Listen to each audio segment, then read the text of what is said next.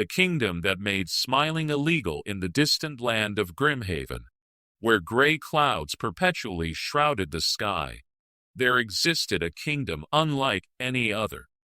This was a place where joy had been banished, laughter was forbidden, and smiling was a crime punishable by imprisonment. King Mordecai the Melancholy ruled this dreary realm from his obsidian throne. His pale face had never known the warmth of a smile, and his cold eyes reflected the emptiness that had consumed his heart years ago. The day his beloved queen had died, he declared that no citizen should ever experience happiness while he remained in eternal sorrow. By royal decree, the king had announced 20 years prior, all expressions of joy are hereby forbidden. Any citizen caught smiling, laughing, or showing signs of happiness shall be imprisoned in the Tower of Tears. The kingdom's Smile Patrol roamed the cobblestone streets daily, their black uniforms a stark reminder of the oppressive law. Citizens walked with downcast eyes, their faces frozen in permanent frowns. Children were taught from birth that happiness was evil, that only sadness was acceptable. But in the heart of this gloomy kingdom lived a young baker named Lily. Despite the suffocating atmosphere, she possessed a spirit that refused to be crushed. Every morning, as she kneaded dough in her small bakery, she felt an inexplicable warmth rising within her chest. Whispering to herself, "How can bread rise without a little joy in the mixing? How can anything grow without hope?" Lily had learned to hide her natural cheerfulness behind carefully crafted masks of melancholy. But when she was alone, preparing her daily bread, her face would betray her true nature with the faintest hint of a smile. One particularly gray morning, as Lily arranged fresh loaves in her window display, she noticed a small girl peering hungrily through the glass. The child's clothes were tattered, her face gaunt with hunger. Softly, "Come in, little one. Are you hungry?" Fearfully, I don't have any coins, miss. Mother says we can't afford bread." Without hesitation, Lily wrapped a warm loaf and handed it to the child. As their hands touched, something magical happened. The little girl's eyes sparkled, and despite years of conditioning, the corners of her mouth turned upward in the most beautiful smile. "Thank you. This is the most wonderful thing anyone has ever done for me." Before Lily could warn her to hide her expression, the sharp whistle of the Smile Patrol pierced the morning air. Captain Grimm, the most feared officer in the kingdom, burst through the bakery door. Sternly, "What is the meaning of this disgraceful display? Child, you are under arrest for violation of Royal Decree No. 1.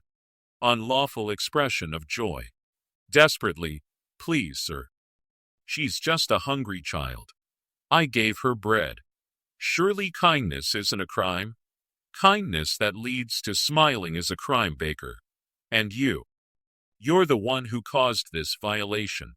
You're both coming with me." As Captain Grimm reached for the trembling child, something extraordinary happened. Lily stepped forward, and for the first time in 20 years, someone in Grimhaven smiled openly and defiantly. Boldly, if giving bread to a hungry child is wrong, if showing kindness is illegal, then your law is unjust. I choose to smile. Her radiant smile seemed to illuminate the entire bakery. Other citizens, drawn by the commotion, gathered outside. They witnessed something they had never seen before: pure, unbridled joy in the face of tyranny. Captain Grimm stood frozen, uncertain. In all his years of enforcing the no-smiling law, he had never encountered such defiance. More disturbing still, Lily's smile stirred something deep within his own heart, a forgotten memory of happiness from his childhood. Look around you, Captain. Look at this gray, lifeless kingdom. Is this truly living? We've become ghosts of ourselves, afraid to feel the most natural human emotion. Word of the smiling baker spread throughout Grimhaven like wildfire. Citizens whispered about the woman who dared to challenge the king's decree. That night, many lay awake wondering what it would feel like to smile again. King Mordecai, upon hearing of the incident, flew into a rage. He ordered Lily brought before him immediately. As she was dragged into the throne room, the king's cold eyes met her warm, unwavering gaze.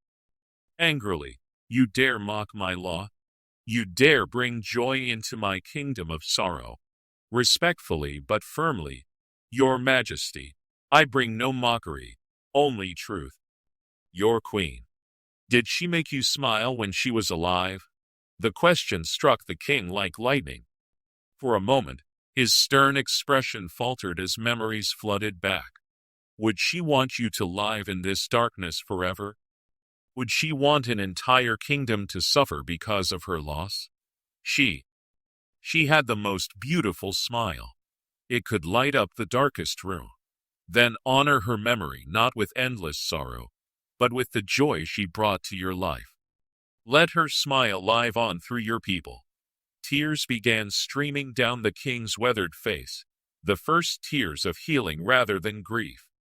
Slowly, as if remembering a half-forgotten language, the corners of his mouth began to turn upward. The change was miraculous. As the king smiled for the first time in 20 years, it was as if sunlight had broken through the perpetual clouds. Guards gasped, courtiers stared in wonder, and Captain Grimm felt his own face muscles moving in an unfamiliar way with growing wonder. I remember now. The warmth, the lightness. How could I have forgotten? That day, King Mordecai abolished the law against smiling. He declared a new royal decree that joy, laughter, and kindness would be celebrated throughout the kingdom. The Tower of Tears was transformed into the Palace of Joy, and Captain Grimm became the kingdom's first minister of happiness. Lily returned to her bakery, but now her bread was seasoned with laughter and her customers left not just with full stomachs, but with full hearts. Children played in the streets, their giggles echoing off buildings that seemed brighter somehow. And though Queen Isabella never returned, her memory lived on in every smile that graced the faces of Grimhaven's citizens. The kingdom learned that while sorrow is a natural part of life, joy is what makes that life worth living. For in the end, happiness shared is happiness doubled, and a single smile can indeed light up the darkest kingdom.